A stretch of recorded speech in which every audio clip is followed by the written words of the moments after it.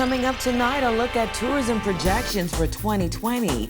Government planning a burial for storm victims. The digital dollar launched in Exuma. Plus, the opposition leader hits back at the works minister.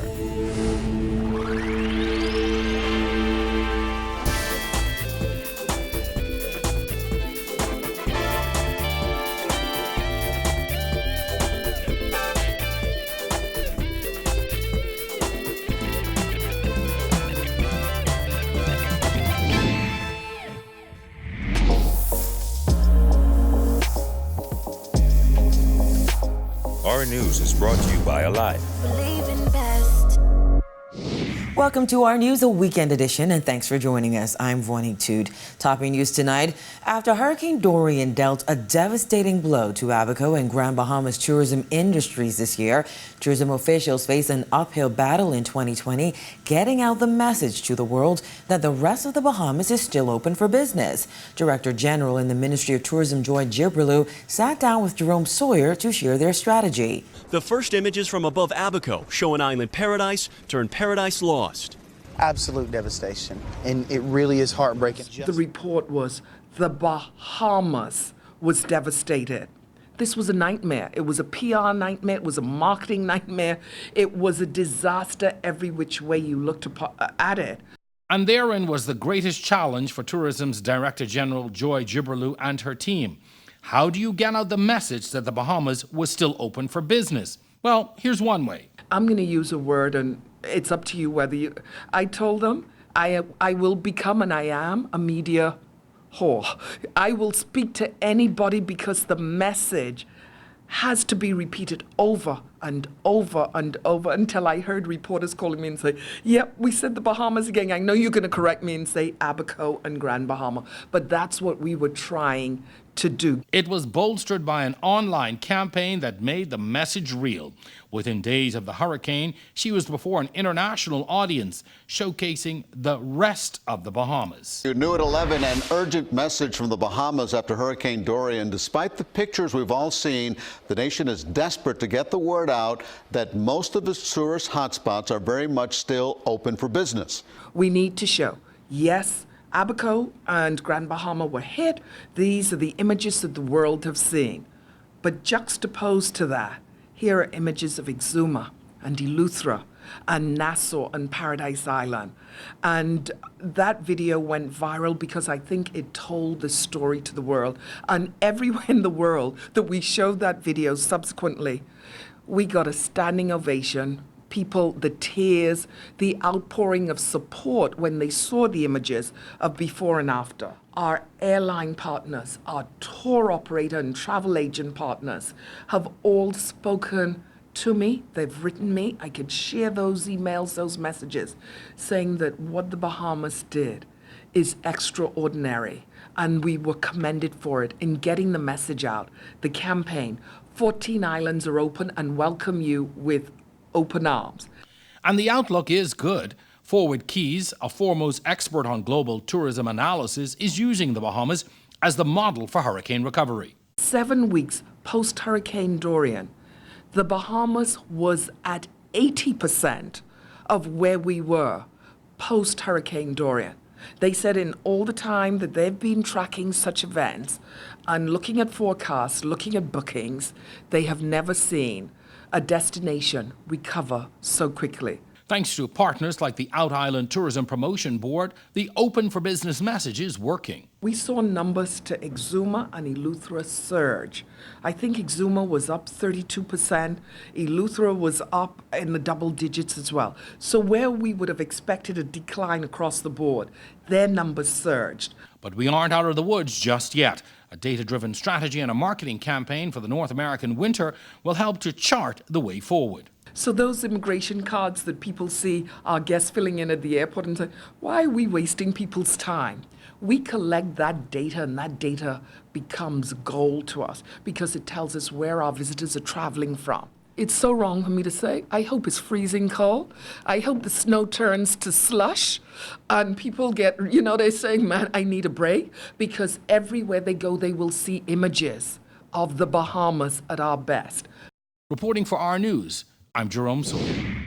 The unidentified victims who died when Hurricane Dorian slammed Abaco in early September will receive a dignified Christian burial on the island early next year, according to Minister of Health, Dr. Dwayne Sands. He said the position of the government is that every human being is entitled to the dignified management of their mortal remains, and the assumption is that all of those victims would appreciate a Christian burial. He added, given the fact that a number of those unidentified persons may be Haitian nationals or of Haitian descent, the most common denomination in Haiti would be Catholic. Earlier this month, Sands said there were about 50 unidentified bodies in a trailer on Abaco, and government was looking into the use of a third party to act as an intermediary in cases where some people without legal immigration status may be afraid to come forward to identify loved ones. Sands said Cabinet has approved a partnership with the International Committee of the Red Cross to function as a safe intermediary. A senior government official in Exuma is reacting to the launch of the digital dollar pilot program on that island. Administrator Ivan Ferguson told Our News Exuma is perfect for the pilot program because it's quickly becoming a bustling economic zone. This is a very significant day for the residents of Exuma. We are very privileged and honored to have the benefit of the selection of this pilot program, Sand Dollar Project, that is going to benefit the residents, specifically the business community and consumers of Exuma. The pilot program will run in Exuma for 6 months, according to central bank officials. A joint venture between IBM and a Singapore-based software company specializing in blockchain solutions was selected from among 30 bidders as the preferred technology solutions provider for the project. Ferguson says so far, 3/4 of Exuma businesses have expressed an interest in enrolling in the program, which he believes can only propel Exuma further into the 21st century. The Project Sand Dollar, which is being launched today, will create significant opportunities for businesses and consumers of Exuma. Opposition leader Philip Davis lashing out at Works Minister Desmond Bannister, who accused the last Christie administration of dishing out millions of dollars in contracts and jobs 24 hours before being voted out. Davis says Bannister should put up or shut up, adding that his claim is disingenuous and dishonest. It is not what he gives as an impression, that somehow the government, just before the election, devised these projects and then issued them at that time. These are projects that had been in train for years and then culminated. It's just that it took that time to get it to a signing position. Davis called on the Works Minister to use his authority as a cabinet minister to bring legislation to prevent the signing of government contracts and hiring in an election year. I am confident that this will never happen under an FNM government, because Mr. Bannister and the FNM do not believe one single word of his political rhetoric. It's dishonest for the FNM to criticize a practice for which they are the chief culprits, but they have no shame. It is a cheap and dishonest use of the media to throw political shade. Still to come on Our News, a Bahamian diplomat discusses marijuana law reform, plus sweet recipes for your New Year's Eve celebration. Stay tuned.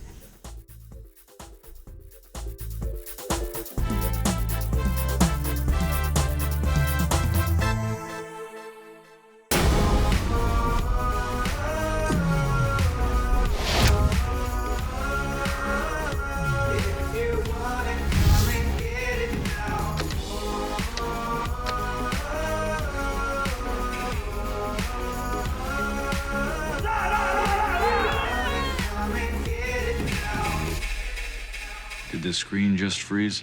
It's a dramatic pause. From TV to phone to fast internet, how can we show appreciation for the 25 years you've been with Rev? To celebrate our 25th birthday, Rev is rewarding 250 lucky customers with $250,000 cash back. Simply switch to Trio, upgrade to Trio, or pay your bill in full and have your chance to win cash this Christmas. Just call 601-8992 or email us at trio@cablebahamas.com. Rev, you and us together.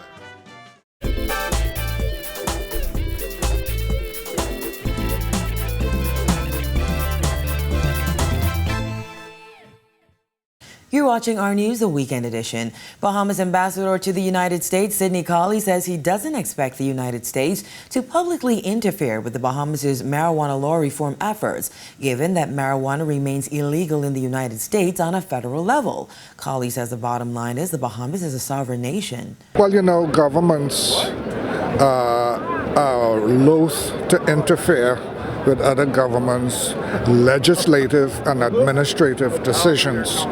We are still an independent country. We still have our own laws. And so I don't expect that the United States will publicly interfere with what the new Marijuana Commission.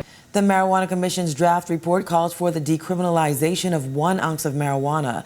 Prime Minister Dr. Hubert Minnis has gone on record expressing his support for decriminalizing small amounts of the drug and expunging records of persons with possession convictions. Colley was asked if persons who have challenges obtaining U.S. visas due to marijuana-related convictions would be in better standing with U.S. authorities if their records were expunged. On paper, it should, but I'm sure there would be a process. The State Department and the various United States agencies all have their own federal and local rules. Even individual states within the United States have their rules regarding migration. And so persons with previous records, especially drug records, is something that the federal government will probably take a good look at. In other news, 2 weeks after parliamentarians passed a motion of confidence in Prime Minister Dr. Hubert Minnis, a noted attorney is expressing his disappointment. He spoke with Berthany McDermott. Weeks after members of Parliament overwhelmingly expressed confidence in Dr. Hubert Minnis as Prime Minister, attorney Wayne Monroe QC says he is outraged that Minnis did not apologize following the drama surrounding the decision to lease space in Town Center Mall, which is owned by former Cabinet Minister Brent Simonet, to house the General Post Office. Monroe says an honorable man would have spoken up. If somebody points out that you're wrong, you don't foolishly deny that you're wrong. You don't foolishly get people to line up behind you with their nose up your backside to say that you weren't wrong. You admit it. You say, sorry, I was wrong. I would wish to have the record corrected. Otherwise, people can stand up and say, a liar is a thief is a murderer, and all of y'all together with him.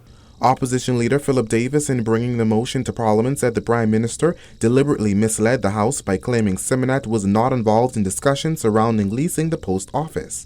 After resigning as a cabinet minister, Simonet later revealed on a local talk show the Prime Minister called him to discuss the government's plans to lease the space. According to Monroe, parliamentarians should have been brave enough to set the Prime Minister straight. The check on the Prime Minister isn't the House of Assembly. It's his colleagues around the table with him. And then the check on the government is actually the honor of the people who sit in the government. And then the check on the government is next to Parliament, and not the minority party, because the minority party could never win a vote. It's the government's own MPs. And it seems that everyone is just so desperate for these jobs. Maybe it's the most money they've ever made. I don't know. But they don't act as if they are honorable men and women to say, you are wrong, apologize, correct it, explain it. If you don't, I can't walk along with you on this journey. Reporting for Our News, I'm Berthany McDermott. When Our News comes back from the break, the Mortgage Corporation says it plans to work closer with delinquent borrowers in 2020. Stay tuned.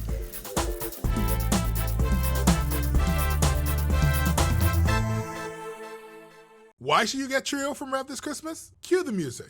In addition to TV and internet, you get unlimited local calls, unlimited international calls, and a free virtual number, plus tons of free features. And you get Rev Go Voice for free. Also, if you get Trio now, you get entered automatically into a $250,000 cashback Christmas. That's 250 customers with a chance at $250,000. Just call 601-8992 or email us at trio@cablebahamas.com. Rev, you and us together.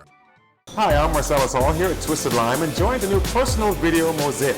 What's that? Well, tell you what, it's a new feature that's available on your cable box All you do is you take your remote and you press this little beep button thing right here, and it brings it up. And you can take a look at any kind of genres, including sports in my case. Of course, I got kids' movies, other types of movies, and all different kinds of stuff you can take a look at. But it's all courtesy of the new PVM. Meanwhile, I got to get back to the game. See you guys.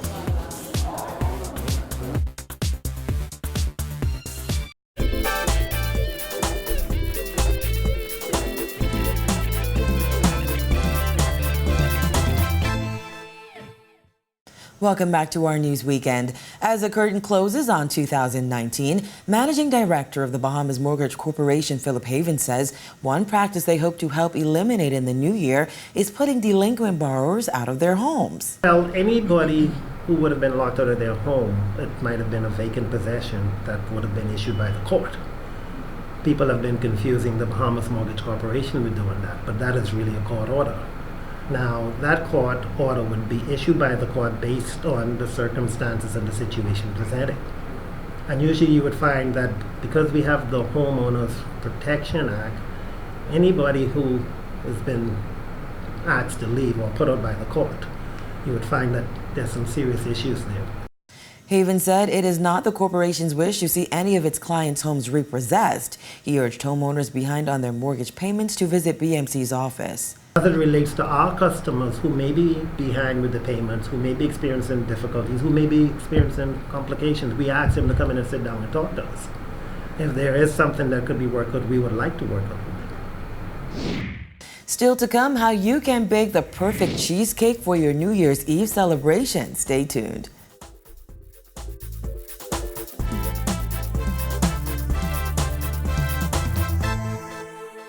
Why should you get Trio from Rev this Christmas? Cue the music. In addition to TV and phone, you get more internet, like 75 megabits per second, and a free Wi-Fi router that you can access up to 2 phone lines on. And we're giving you a backup battery, in case you know. And if you get Trio now, you get entered automatically into our $250,000 cashback Christmas draw. That's 250 customers with a chance at $250,000. Just call 601-8992 or email us at trio@cablebahamas.com. Rev, you and us together. Hi, I'm Marcellus Hall here at Twisted Lime, enjoying the new personal video mosaic. What's that? Well, tell you what, it's a new feature that's available on your cable box. All you do is you take your remote and you press this little beep button thing right here, and it brings it up. And you can take a look at any kind of genres, including sports in my case. Of course, I got kids' movies, other types of movies, and all different kinds of stuff you can take a look at. But it's all courtesy of the new PVM. Meanwhile, I got to get back to the game. See you guys. From TV to phone to fast internet, how can we show appreciation for the 25 years you've been with Rev? To celebrate our 25th birthday, Rev is rewarding 250 lucky customers with $250,000 cash back. Simply switch to Trio, upgrade to Trio, or pay your bill in full and have your chance to win cash this Christmas. Just call 601-8992 or email us at trio@cablebahamas.com. Rev, you and us together.